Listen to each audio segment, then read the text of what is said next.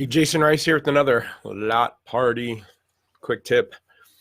Bringing this up now, I was on the used car managers Facebook group. Thank you for allowing me to be there. Again, being a vendor, it's a blessing to be able to be involved with that group.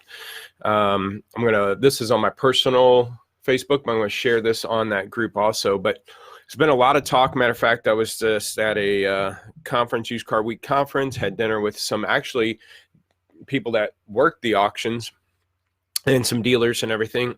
And this topic keeps coming up. It was on earlier on the used car group also. Somebody brought it up last week, talking about the discrepancies in the condition reporting, where they're, supposed to be a 5.0 or a 4.5, and these cars are showing up with bigger issues than the condition report. And I might be saying something that you obviously probably already assumed, but one of the things that dawned on me that might be causing these issues is the softwares that allow, and or even the auction sites that allow you to narrow your search down by condition reports. So if you want a 3.5 or higher, or 4.0 and higher, and I mean, think about that.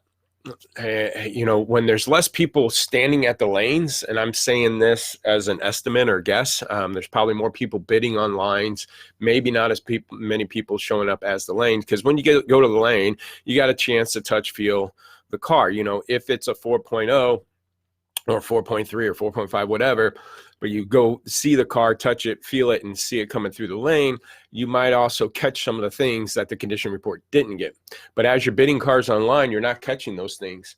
You're actually missing those. But if, let's say, all these people are shopping online for the auction, just like customers do for your cars, if we're narrowing those run lists down by condition reports, you're seeing less and less cars. There could be a lot of no sales happening, which is causing the auction to lose money. So could there be some softening in the condition reports to allow cars to be conditioned better, so they show up in your searches and they get bought, and that could be happening. I'm not accusing any of the auctions of doing any of that stuff, but I mean, think about it too, on dealers' end.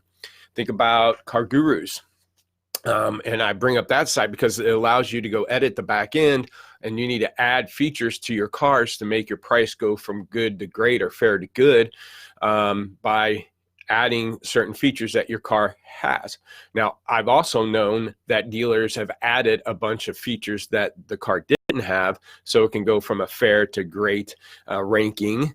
And because even as you go through the back end of CarGurus and check those options and features, it doesn't mean it's showing up on your listing. So you could say it had a roof and a nav. I don't know if CarGurus has fixed that, but sorry, you traditionally could go back there, say it had roof and nav and all these features, and hit save, and it goes from fair to great or fair to good, but those features don't list it on your listing. Even though you didn't have a sunroof, you could say it had one without any repercussions. So then your cars are showing up more often in the searches. So I think same thing could be happening at the auction, as less and less people might be showing up in the lane, touching, feeling cars, looking at cars either way.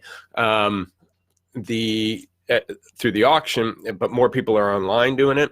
They're going to narrow it down by certain condition reports, and there might be less cars being seen and less cars being bought and more no sales due to those situations.